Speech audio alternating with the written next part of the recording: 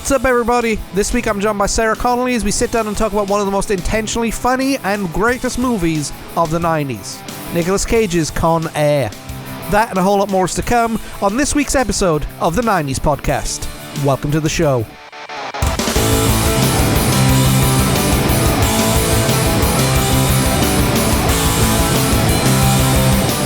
Hey, what's going on, everybody? Welcome back to the 90s podcast right here in the Because of Me Network. Hope you're doing well today. And I'm sitting here with Sarah. Sarah, how are you? I'm wonderful. How are you, dear? I'm very, very good today. How's your week been? You been busy these last few days? Yeah, it's been productive. Good. I'm saying the last few days, it's been hours. But I've still been productive. I've had 3 business meetings since we spoke last. There you go. And it's a Monday. So. It doesn't feel like a Monday. It feels like a Sunday. It does feel like a Sunday. Oh, well. Anyway. Okay. But we're here to talk about the great movie Con Air. But before we go ahead and get started, I need the favor from you guys. I need you to go ahead and check out becausemaybepodcast.com. That's got our archive. That's got every single episode of every single thing that we've ever done. Ever. From episode 1 to episode whatever this one is. All of our gamer stuff, all of our streams, everything, okay? If you want to check out our latest news, check out our Facebook, Instagram, and Twitter. Those links are in the description below and our link tree. Yes, go ahead and check it. And of course, if you listen to this and you've stumbled across this and this is not where you usually listen to podcasts, right, you can find us on Apple Podcasts, Google Podcasts, Podcasts? Let me say that again. Podcast? Apple Podcasts, Google Podcasts, Podchaser, Pandora, YouTube, Spotify, iHeartRadio, Stitcher Radio, TuneIn, and Podbean, okay? We're a lot of places. We're a lot of places. We finally got into Google last year. I'm so happy about that. This is the first time I've had a chance to say it. We're finally on Google. Yes. Google no longer sucks. Well, there you go. I'm sure they're happy to know that. It just warms the cockles of their heart. Even the subcockle area, yes. The subcockle area. That's, yes. And, Okay. So, why are we here today? We're here to talk about Con Air. We're here to put the bunny back in the box. Why couldn't you just put the money back in the box? This I said last week is part of our So Bad It's Good series. Do you agree with that statement? So Bad It's Good? It's actually not. It's not a bad movie. It's just very, very cliched. It's accent. If he had been from Minnesota, it'd have been fine. Minnesota Nick Cage? Or somewhere, Wisconsin. Put the bunny back in the box, eh? No, what I mean is it's just, right? But no, I mean, it was so bad. If there's one thing I've learned about Nick Cage during my years of studying movies and hundreds of movies watched and a lot of Nick Cage movies is this. He does not need to do that southern accent. No. Never, ever, ever again. Like, he doesn't need to do it. He could have been Cameron Poe of, Hollywood, California, and still be the same Nevada, badass. Arizona. Yeah, but he did not have to be from Alabama and be Alabama. Yeah. Only one person pulled that off, and that was Forrest Gump. That was Tom Hanks, and even then he was doing it parody-wise. Yeah. So what is Con Air, Sarah? Con Air is a movie that was released back in June of 1997 that starred Nicolas Cage. Very good. It's an action thriller. It was directed by Simon West, produced by Jerry Bruckheimer. Which explains a lot. It does. It was released by Touchstone, distributed by Buena Vista, so, it's the House of Mouse. It's legit. Yeah. It did $224 million at the box office, which is a profit of $149 million. And the majority of the budget, I guarantee you, was Nicolas Cage's pay. Yes. And their critical rating is 67%. Yeah. Now, for those who don't know, those are new, our critical rating is basically the average between Rotten Tomatoes audience score, critic score, and the IMDb user score. Yes. So 67%, it sounds about right. Just close to 7 out of 10. Right. Yeah, I can see it. It's not Shakespeare, is it? It's no, but I mean, it's got some good people in it. It does. It's got a lot of people in it, which we're going to get into here in a minute. But and it's got a lot of good people that could have been in it. I'm whenever we do these, I'm fascinated by who could have been in it, because finding out that there were other people who could play Phil Connors in Groundhog Day. And that's always Bill Murray. But the writer, Scott Rosenberg, he read a newspaper article about a plane that transports prisoners, and thought what a great idea for a movie that would be. So he wrote the script and sold it to Touchstone and Jerry Bruckheimer. Right. Which, if you want to make an action thriller in the 90s, you went to Jerry Bruckheimer. Bruckheimer and Simpson were the go-to people. They did things like Bad Boys, this. I mean, a couple of others too. Names I didn't write down, which I probably should have. One of the things that I found interesting, is that the casting of the movie proved very difficult. As Gary Oldman, who was the director and the producer's first choice to play Cyrus, who was eventually played by Malkovich, turned down the movie. Yeah, I mean, it's really, really weird when you think Gary Oldman could have been the guy. Yeah. Because Malkovich played that so... Cyrus the Virus. Really well. Yes.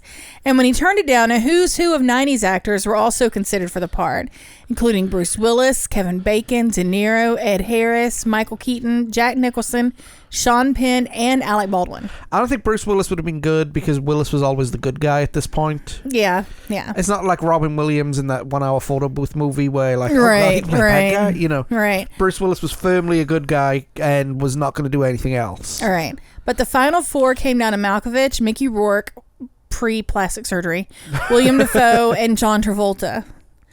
Rourke even pulled a hunting knife and razor on Simon West during the audition. That's how you get the part right there. Obviously, yeah. No wonder he didn't get any good acting roles for decades. Yeah. Travolta was rejected because he and Cage were working on Face Off at the same time. Yeah, that would have been weird to them doing, two movies. But I don't know. Travolta would have made a good Cyrus, I think. Because Travolta was going through that phase where, he could play both bad and good characters. Yeah. Willis and Alec Baldwin were considered to play the part of Cameron Crowe as well, along with Seagal, Arnold, Kurt Russell, Brad Pitt, Tom Cruise, and Van Damme. Put the bunny back in the box. Garland Green was written for Tim Roth, but it went to Steve Buscemi. So it went to Mr. Gray instead of Mr. Green.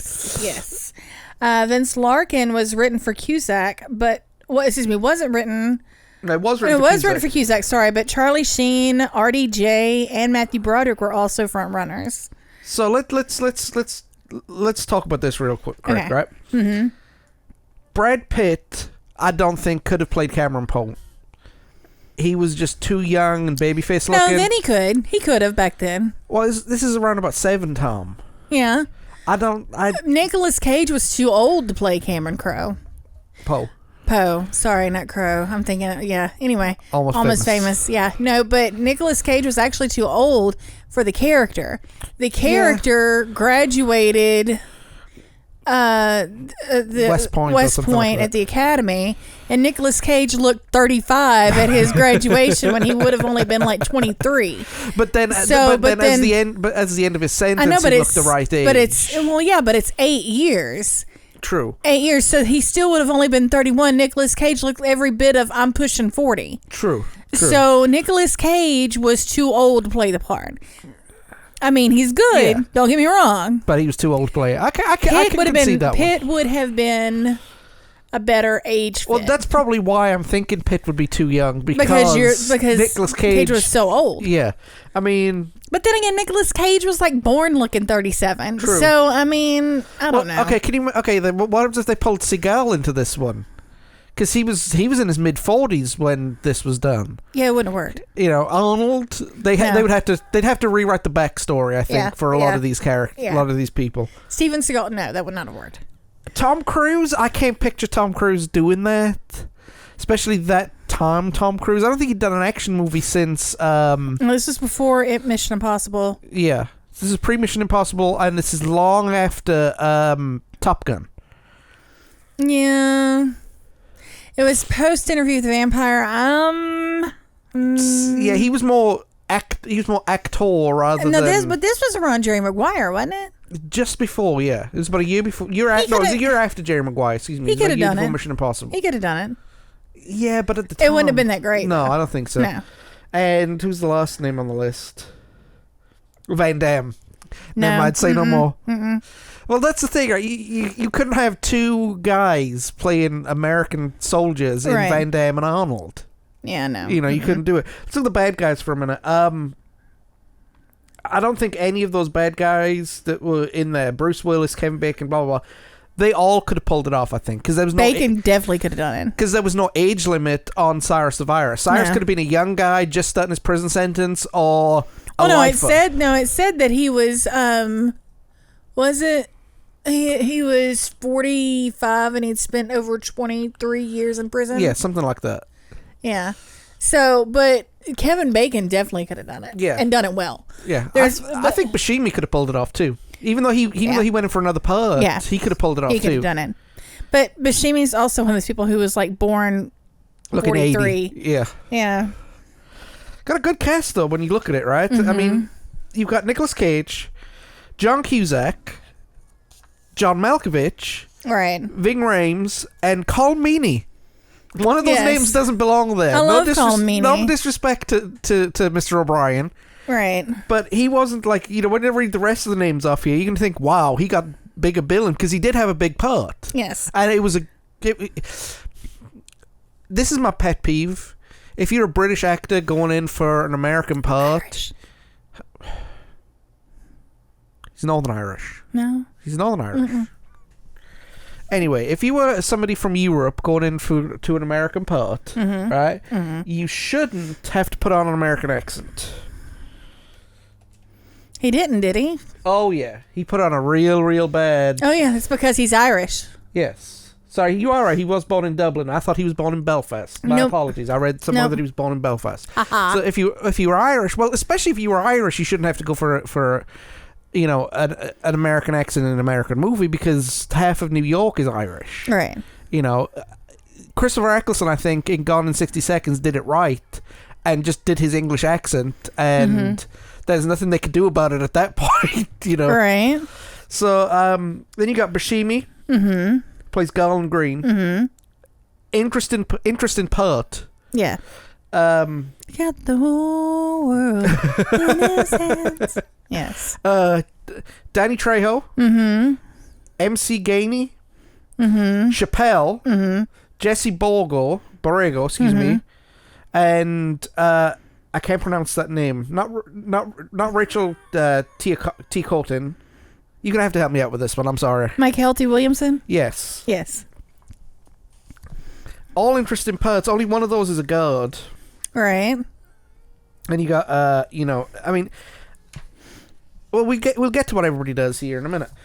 But it's again, it's a wide cast of characters, and did one of my favorite things in action movie and straight movies, and they hired a comedy actor to play one of the parts. And I love it when they do that because comedy actors usually are the best kind of actors because they have the best timing. Yeah. I mean, that's why Jim Carrey is wonderful in that. Yeah. Chappelle is absolutely hilarious in this. Yes. But he's also very, very good in this. It's not just, oh, look at Chappelle being Chappelle. No, he's very, very good. He's very, very good. And considering somebody wrote it for him, there's no controversy involved in this one. All right. So, let's talk plot. Let's talk about the movie itself. Let's talk about the film. Okay. So, Cameron Poe, played by Nicolas Cage. Did I say Page? Yes, you Nicolas did. Cage, excuse me. An honorary discharged United States Army Ranger is found guilty of manslaughter in the death of an innocent but drunk customer while trying to defend his pregnant girlfriend. And he said... That's right, it says wife, excuse me. Trying to defend his pregnant wife and is sentenced to 7 to 10 years by a biased judge. Disclaimer, this is the episode where we can't pronounce Yes. That kind of glosses over what actually happened. I mean, it shows Poe's I'm going to say Page again. I'm getting Poe and Cage mixed up. Okay. It shows Cameron There was Poe. A bar fight. There was a bar There fight. was a dude and then who gave his pregnant wife a bunch of crap. And then him and his buddies decided to jump Nicolas Cage. 3-on-1 with a knife. Yeah, 4-on-1 with a knife. Yeah, 4-on-1. Yeah, and Nicolas Cage whooped all their asses. And killed one of them. Accidentally, yes. Yeah. But they were trying to kill him. Yeah. They were literally trying to kill him. It was self-defense. Yes. But because he had been a ranger, he has trained his body as a weapon. And he got screwed over by his attorney. You plead guilty, you do 1 year in a in a health farm, and he ended up doing 7 years in 8 years. 8 years in the pen. Yes, federal penitentiary. Yes. So, okay, so 8 years later, Poe is released on parole and scheduled to be flown back to Alabama on the same day as his daughter's Casey's 7th birthday. Okay, hang on a minute. All right. 9 months in pregnancy. It's like 7 apiece, right? Okay. 7.5 years, whatever. Okay. All right. So, Poe is arranged transport on the Jailbird, a C-123 airplane, along with the fellow prisoner Mike Baby O. Odell, excuse me. Yep. The prison transfer flight is being used by U.S. Marshal Vince Larkin to transport several notorious violent criminals to a new Supermax prison. These include William Billy Bedlam Bedford, which is played by Nick Chinland, convicted of murdering his wife's entire family after he caught her in bed with another man. Nathan Diamond Dog Jones, played by Ving Rhames, a black supremacist who bombed an NRA meeting claiming that they represented the basest negativity of the white race. Then wrote a New York Times bestseller from prison that apparently is getting a movie adaptation starring Denzel Washington. Yes, this was all This was all explained in the movie. People, we're not making this up. Johnny 23 Bacca, played by Danny Trejo, a serial Joe Pinball Parker, played by Dave Chappelle, and perhaps the most violent criminal in the prison system, Cyrus the Virus Grissom, played by John Malkovich, who served time for kidnapping, robbery, murder, and extortion, shanked 11 inmates, incited 3 prison riots, and escaped from prison twice, and likes to brag that he's killed more men than cancer. So a real nice bunch of people. Yes, right? You know, Salt of the earth folks. Salt of the earth folks. I mean, where to begin with that? Ving Rhames' character. I mean, he basically is the number 2 in all of this. Right, yeah. You know, and then you got Chappelle, who's the Chappelle's character, who is kind of the yappy dog. Mm-hmm. Billy Bedlam, I didn't catch much of Billy Bedlam, to be honest, because it was more like Danny Trejo's character, who, excellent line in the movie says, "Can you fly?" What do you mean, can I fly? Well, if it jumps out your pants, you're jumping out this airplane. All right. You know, when they got the female guard tied up. That wasn't him. That was Cyrus. So, yeah, that's what I said. He had the good line said to him. Yeah. But prior to the flight, Larkin is approached by DEA agent Duncan Malloy, who has to put undercover agent Will Sims on board the plane to get more information out of a drug lord before he's incarcerated in the new prison. Larkin acquiesces but insists the agent go aboard unarmed, but a gun is snuck in during the boarding pat-down. Well, there's the problem right there. Right. But it's not the problem. They brought a gun to a knife fight. Well, not just that, and I'll explain here in a minute once we get to that part. Okay. So shortly after the flight takes off, Jones and Grissom are able to free themselves with the help of a distraction by another prisoner, Pinball Parker, setting an inmate next to him on fire. The prisoners quickly subdue the guards, and Cyrus heads up to the cockpit and quickly kills the co-pilot, who comes out to settle the riot. Cyrus seizes the co-pilot's pistol and quickly takes control of the cockpit to prevent the pilot from reporting the riot and telling the next control center that a small disturbance occurred but is under control. Okay, so they made all this build-up about the DEA agent bringing a gun on board, and it's the co-pilot's gun that causes all this. Yes. As Pinball is uncuffing the prisoner, Sims attempts to threaten Grissom with Pinball as his hostage, but Poe, recognizing that Sims is at a disadvantage since his hostage is a worthless prisoner like Pinball, attempts to talk the agent out of it. Sims ignores the advice and is killed. Which is, I mean, play stupid games, win stupid prizes. At that point, you sit down, you shut up, you get off the plane, and you report. Yeah. Because you know the itinerary of the plane is it's touching down in Carson City, as it's going to talk about here in a minute, and you know there's going to be a prisoner exchange. Mm-hmm. So, yeah. Stupid people. Anyway, as Cyrus organizes the prisoners to prepare for a scheduled landing in Carson City to meet the required number of prisoners being transferred, Pinball informed Cyrus that some of the prisoners that were scheduled to get off the plane were killed during the takeover. Poe initially decides to get off, hoping to expose the takeover, but reconsiders when he discovers that they are placing tape over their mouths and as a precaution, and the pilot is transferred off in his place. The main reason for staying is that Odell, baby doll, or Baby O, excuse me, is a diabetic, and the injection and he needs an insulin. Right, and the needles were damaged in the middle of the riot. Yeah. Johnny 23 is after the only female guard on the plane, even though Cyrus has threatened to kill Johnny if he attempts to assault her. Right. So that's the whole, if he jumps at you, because as a man who's killed more people than cancer, he's like a lot of us and doesn't like people who assault women. So, good on Cyrus for that. But Poe was able to get the recording device off the dead DEA agent and put it on somebody who is getting off the plane. Yeah. Yeah. So that right there always confused me, because you'd think there'd be an inspection of the plane prior to takeoff just in case. You'd think so. I mean, there's a lot of, Mr. Bruckheimer, there's a lot of things that you're kind of overlooking to, make this movie more palatable for the audience. Okay, so here's the deal, right? Cyrus and everybody, they get the plane landed. Cyrus is able to, in his wonderful mastermind way, get everything done. The prisoners are taken off. The new guys are come on. Some of the new people that have come on are drug lord Francisco Sandino. And he turns out he's the one who has masterminded this whole thing and is paying for it, right? Then you've got serial killer Ramon Sally Can't Dance Martinez. Yep. Their new pilot, Swamp Thing Williams. Yep. And cannibal serial killer Garland Green, known as the Marietta Mangler. The one thing I love about that is when, they bring him out in like the Hannibal Lecter chair. Yes. And, it's built up and everything, and everybody's just like, on the plane, everybody's in awe of this guy. Right. Like, hey, right. Love your work. I know, right? So Grissom tells Pinball to hide the plane's transponder. And despite Poe's efforts, the plane leaves Carson City without problems, even though the guards on the prison bus discover the true identity of the prisoners on the bus, and backup arrives too late because the prisoners spotted their vehicles approaching on the runway.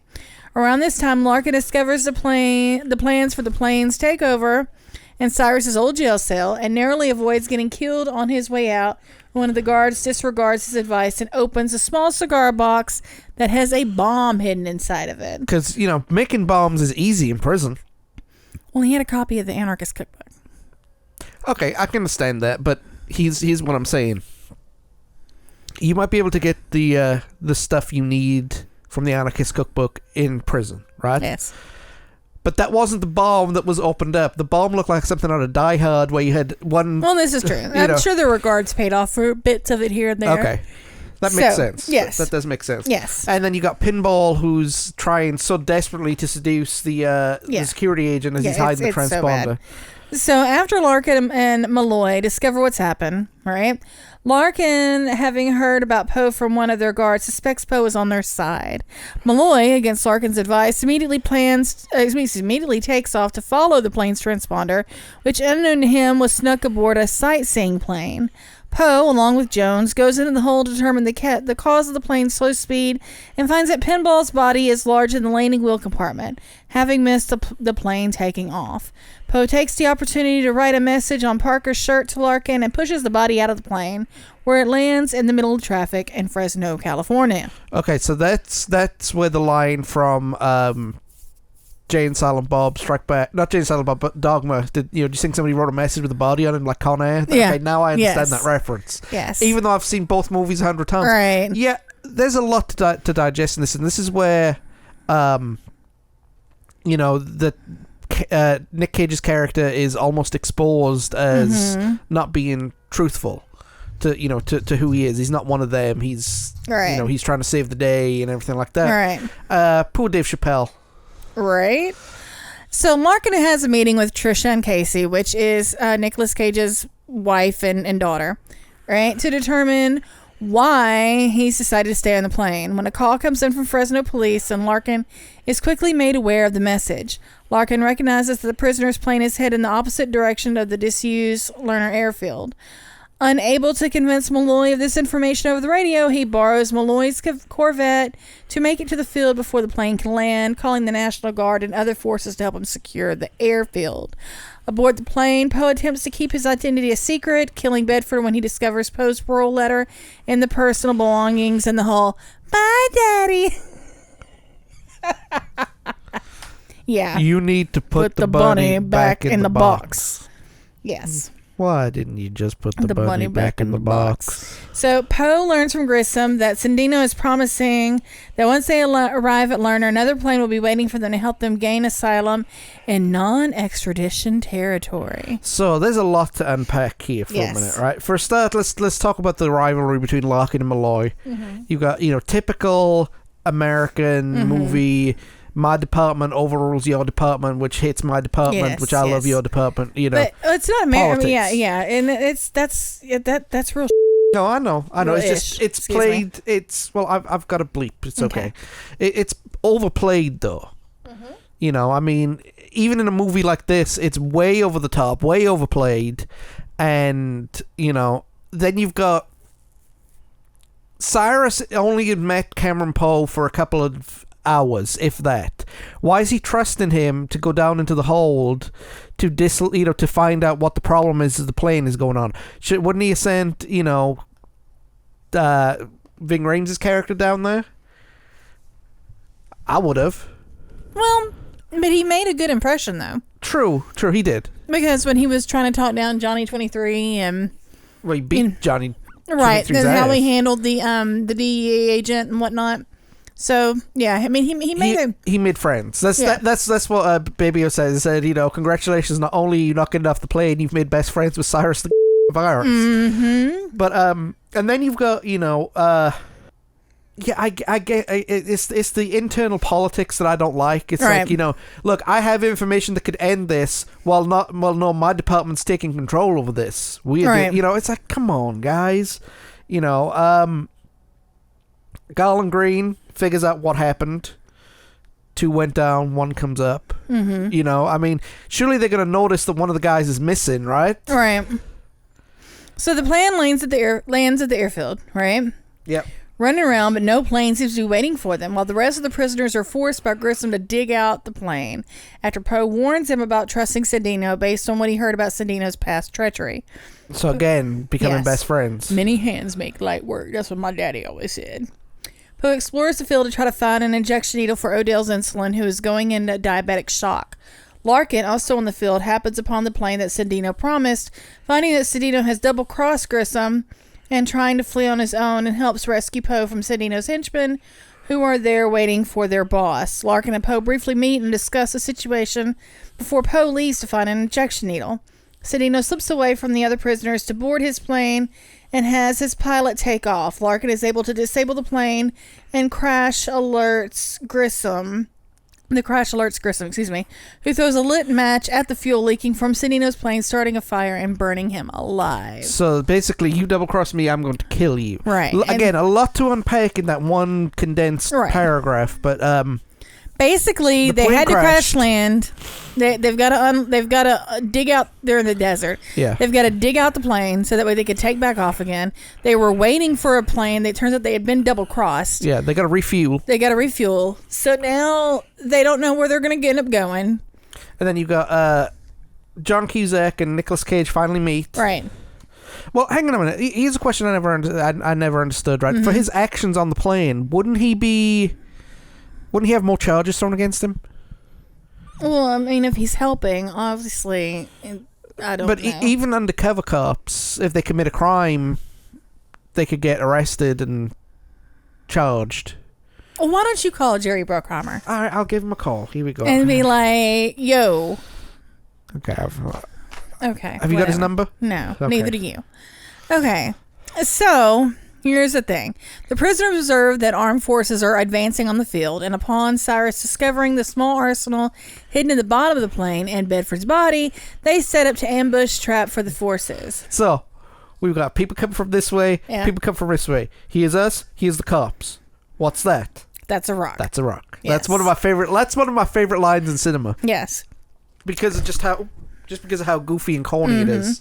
Larkin goes off to help stop the troops from being massacred by reactivating an old, unused plow and using it to create a makeshift bulletproof shield, while Poe manages to find an injection needle and returns to the plane to give Odell his insulin and manages to stop Johnny from raping Bishop. As the troops overrun the trap, Grissom and the remaining prisoners return to the plane and take off, despite damage to the plane before Poe could escape with Odell and Bishop. Uh-oh. Dun, dun, dun. So they tried to make a run for it, and not so much. Grissom soon discovers Poe's identity after Jones found Poe's parole letter.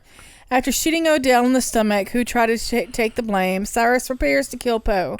Malloy, having recognized that Larkin was telling the truth earlier upon encountering the sightseeing plane, has tracked down the jailbird. A.K.A. Conair. Yes, he and his helicopter pilot open fire on it and disables one of the engines, causing the plane to lose fuel. With Grissom and the others distracted shooting from the aircraft ramp of the helicopters, Poe gains control of the cockpit after hand-to-hand combat with prisoners in his path and orders not to fire. With Larkin and the second helicopter tells Malloy about Poe's identity as a parolee, Malloy orders hold fire and joins forces.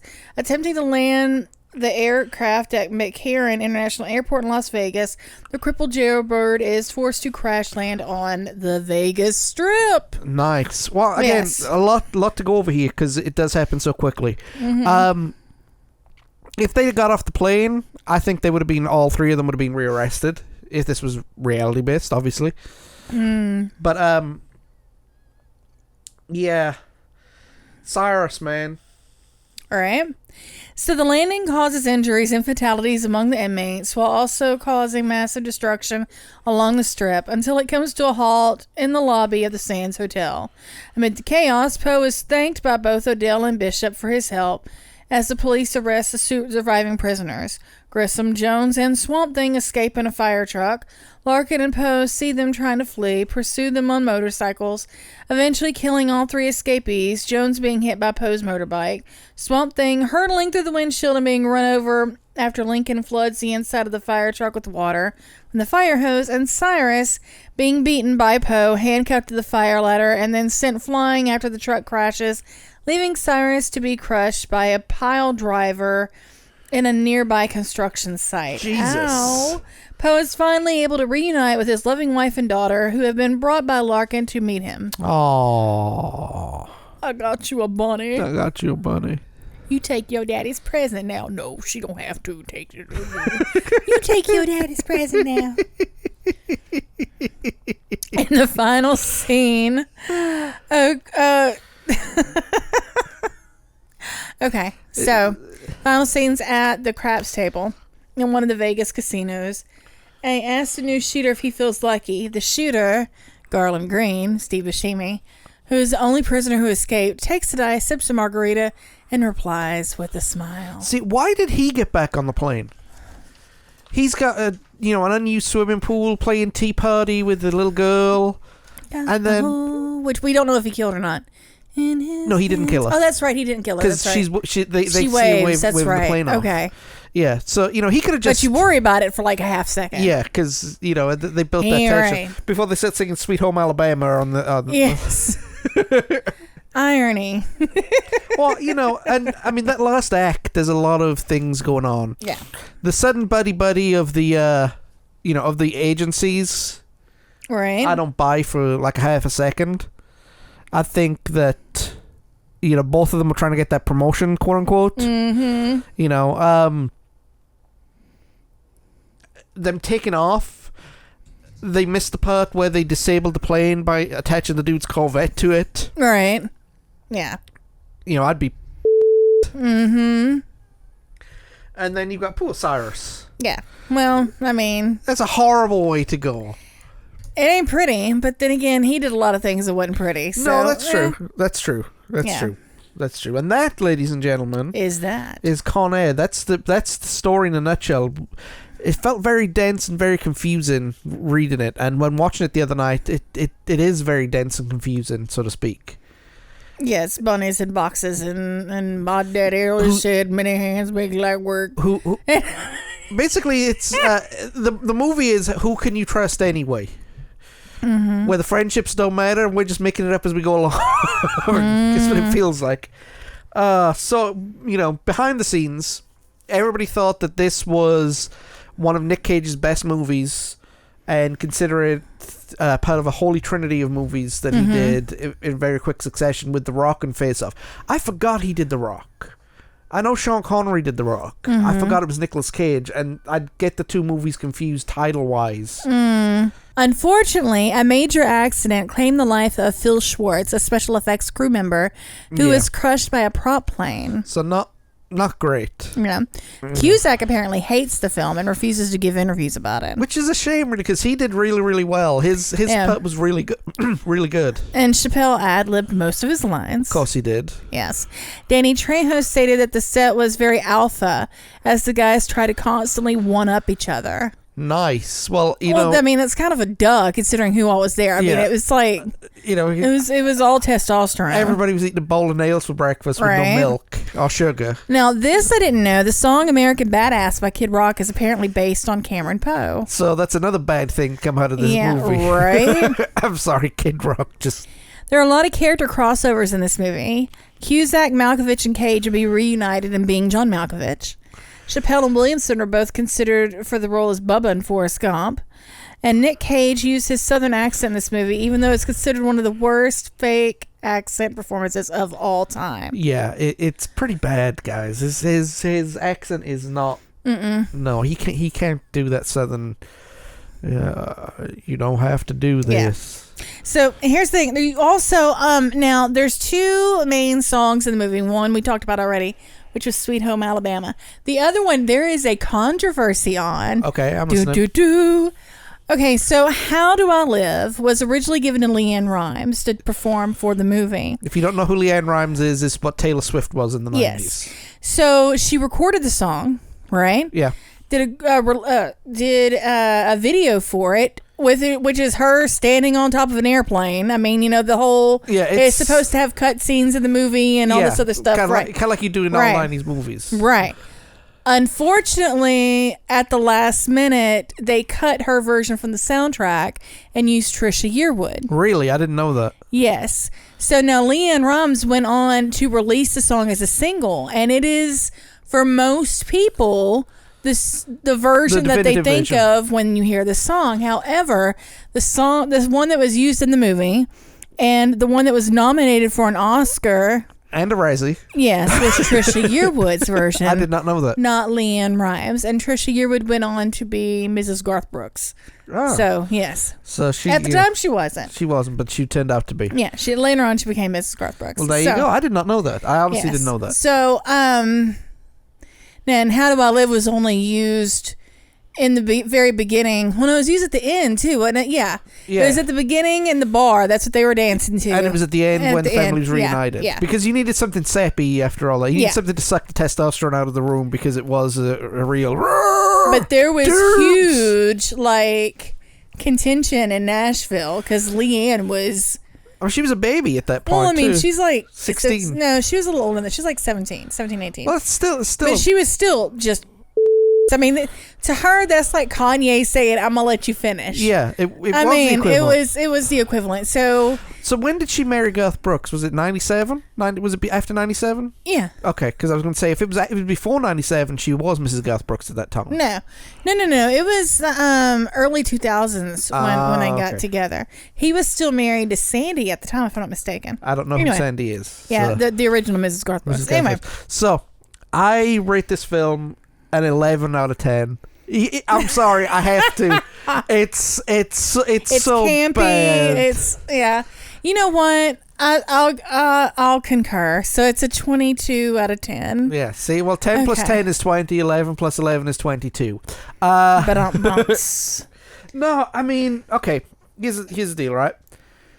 Mm-hmm. We've mentioned the accent, and I'm sorry, but I'm going to mention it again. It's horrible. Very bad. Can do a better southern accent. And I've lived here for 17 years. Don't do that. But I'm not going to. Mm-mm. Nearly 18 years. At that point, had he already been married and divorced from Lisa? He was married at least. I don't know if the divorce had happened yet. How can you be married to Elvis's kid and not have a better southern accent than that? Well, you got to understand. Then after you look at Raising Arizona, we're not going there. We're going to have to do a whole episode on Nick Cage and his Elvis fascination. Especially marrying a lookalike daughter. Well, okay, here's the deal though, right? Nick Cage assumes the South is just one accent.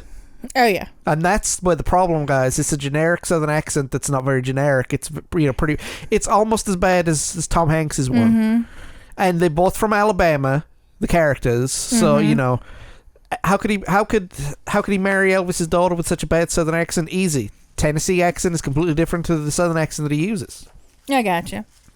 Chappelle's one-liners. Perfect, as always. Yeah, I mean, look, you can say what you want about artists. You can say what you want about his recent controversies. We won't discuss that. We won't discuss the controversies, but you got to admit that when he's on his game and he's doing, what he's supposed to be doing. He's a funny guy. He is. He just takes it too far sometimes. Yeah. Takes it too far sometimes. There are some unintentionally funny lines, like we've mentioned the bunny back in the box and many hands, and she don't have to take it if she don't want to. And he's trying to be Droopy Dog, and it just turns out like Nicolas Cage with a bad Southern accent. I mean, this movie's full of cliched actors, cliched characters. Yes. Everything's over the top. We're not talking like Jim Carrey over the top, but it's close. It's close enough. I mean, it's a good movie, and it tried to be serious. It tried to be too serious, and it was too funny. Yeah. To be serious and too serious to be funny. Mm-hmm. So, but again, if you it's worth the watch. It's worth a watch. I mean, it's got Jerry Bruckheimer's fingerprints all over it. Mm-hmm. If you don't know who Jerry Bruckheimer is, and you're a younger person, just think of the '90s Michael Bay. Yes. And if you don't know who Michael Bay is, then I've lost you. Yeah, pretty much. But that is it for Conair. So what do you guys think? Let us know on our social media pages, okay? I'll be back here in a couple of minutes, Sarah. It's always wonderful to have you on. You're welcome to stick around if you want to. And I will see you here in just a few. Bye.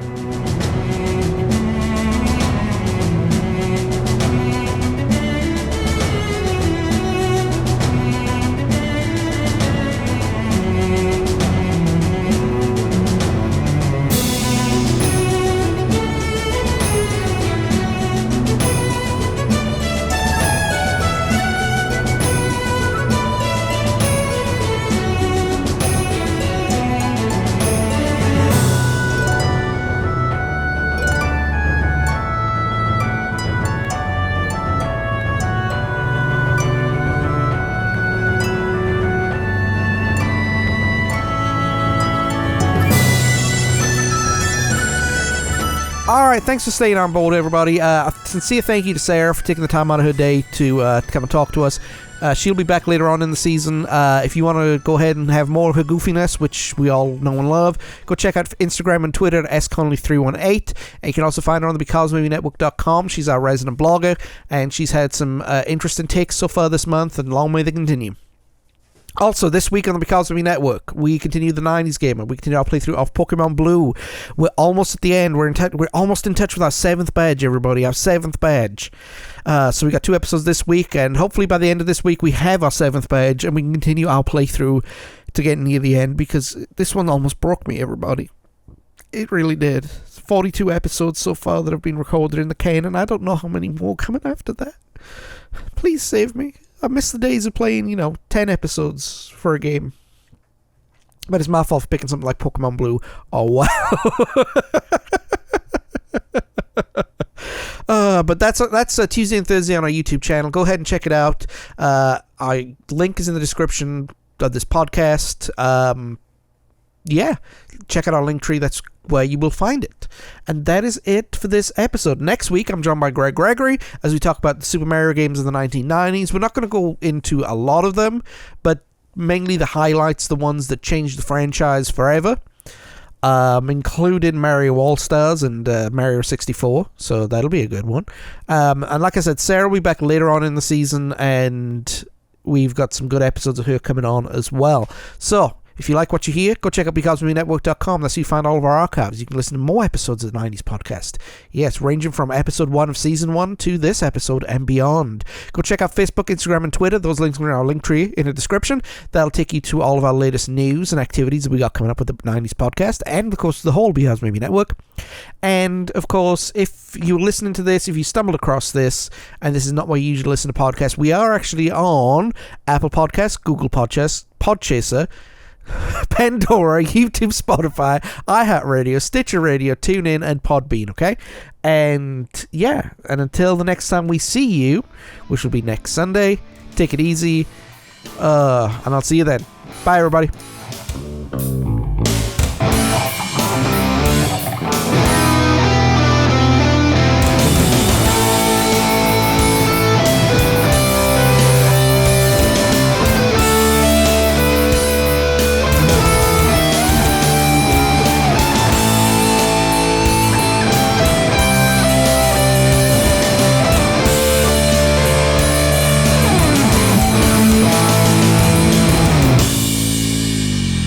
Okay, well, Hawk, let me see. 1, 2. Hello, hello. Okay, you have your waves. Yep. Wait, let me turn them on. I don't need a paddling. You don't need a paddling. Well, I mean, I might need a paddling, but I don't need a paddling. Okay, that's been recorded. That's going on the end. Okay.